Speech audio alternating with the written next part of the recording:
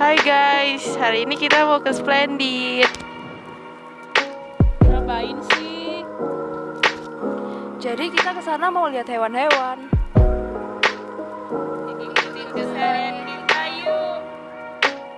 Jadi kita berangkat jam 10:30 siang. Kita ke sana naik GrabCar guys. Nah, kita udah sampai nih. Ikutin keselanjutannya ya.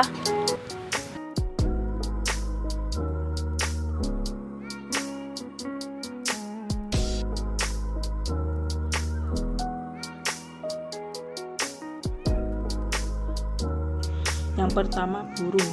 Burung dapat dikelompokkan menjadi beberapa jenis habitat, antara lain seperti tanaman perkebunan, tanaman pertanian, pekarangan, gua, padang rumput, savana, dan habitat perairan.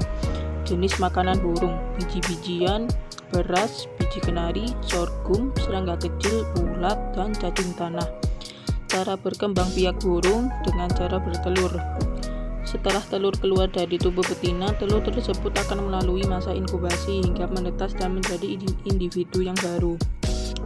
Ciri khusus burung yaitu sebagian besar tubuhnya tertutup oleh bulu dan sebagian kaki bagian bawah ditutupi sisik. Mampu menghasilkan suara yang berasal dari siring atau bagian trakea. Tidak memiliki gigi namun memiliki paruh. Merupakan hewan homoiotherm atau berdarah panas yang suhunya sedikit di atas 40 derajat Celcius. Contoh dari hewan mamalia adalah kucing. Habitat kucing, selain hidup secara berdampingan dengan manusia, kucing juga bisa hidup di alam liar seperti harimau dan kucing besar lain. Habitat kucing-kucing liar ini yaitu di daerah sabana dan hutan terbuka. Makanan. Kucing biasanya memakan makanan yang sudah diolah yang kemudian dijadikan makanan dalam bentuk kemasan. Jadi khusus, kucing adalah hewan mamalia yang dapat melakukan perkembangbiakan dengan cara melahirkan dan memiliki lebih dari 2 kelenjar susu. Kucing memiliki warna bulu yang bervariasi. Yang ketiga, ikan hias. Ikan dapat dihidupkan di hampir semua genangan air yang berukuran besar, baik air tawar, air payau, maupun air asin dengan kedalaman yang bervariasi. Jenis makan alami untuk ikan hias yakni kutu air, jentik nyamuk, cacing sutra, dan artemia. Ciri khusus ikan hias memiliki ciri-ciri yaitu berukuran kecil, punya corak yang berwarna-warni, bentuk siripnya yang indah dengan varian warna, dan ekornya panjang dan coraknya atau warnanya yang bagus. Nah, salah satu contoh dari hewan reptil adalah bunglon.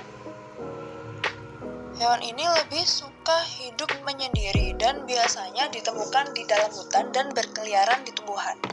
Bunglon juga bersembunyi di semak-semak pekarangan rumah manusia yang rimbun. Namun, juga ada beberapa jenis bunglon yang dapat hidup di gurun pasir. Jenis makanan. Bunglon memangsa berbagai macam serangga seperti kupu-kupu, capung, lalat, dan lain-lain. Ia memang merupakan insektivora, yaitu hewan pemakan serangga. Bunglon menangkap serangga dengan menggunakan tembakan lidahnya yang sangat cepat. Bunglon berkembang biak dengan cara bertelur. Ia sering bertelur di tanah yang gembur, berpasir, atau berserasah. Induk bunglon menggali tanah dengan mempergunakan moncongnya. Kulit telurnya berwarna putih dan lentur agak liat. Induk betina dapat bertelur sebanyak 20-30 butir dengan masa inkubasi selama 6-9 bulan, bergantung pada suhu udara di sekitarnya. Terdapat ciri khusus bunglon yang membedakan dengan jenis reptil lainnya. Yang pertama, di saat dirinya merasa terancam, ia akan mengubah warna kulitnya menjadi serupa dengan warna lingkungan sekitarnya, sehingga keberadaannya tersamarkan. Untuk menipu mangsanya, ia kerap berdiam diri di pucuk pepohonan atau bergoyang-goyang pelan seperti tertiup angin. Selain itu, reptil ini sering juga terlihat meniti kabel listrik dekat rumah untuk menyeberang dari satu tempat ke tempat lain. Bunglon merupakan reptil yang berukuran sedang dan berekor panjang menjuntai.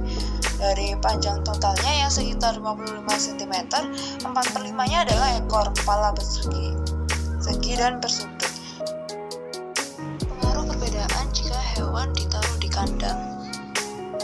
pertama, binatang bisa bosan dan stres. Pada dasarnya merupakan hewan liar.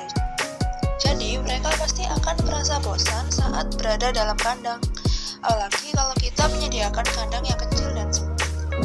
Binatang pasti nggak bisa bergerak dengan bebas. Kalau sudah bosan, binatang biasanya akan merasa stres dan malah memicu terserang banyak penyakit. Yang kedua, binatang menjadi agresif. Selain bosan dan stres, binatang juga bisa berubah menjadi lebih agresif. Itu karena binatang nggak bisa melampiaskan keaktifannya pada hal-hal di sekitarnya. Akibatnya, binatang kesayangan kita jadi sering menggigit dan mencakar saat kita ajak bermain. Kita beranjak pada bagian akhir video kali ini. Kesimpulannya adalah kita jadi tahu berbagai macam bentuk klasifikasi hewan sehingga memudahkan kita mempelajari organisme yang beraneka ragam, dan juga klasifikasi dapat digunakan untuk melihat hubungan kekerabatan antar makhluk hidup yang satu dengan yang lain.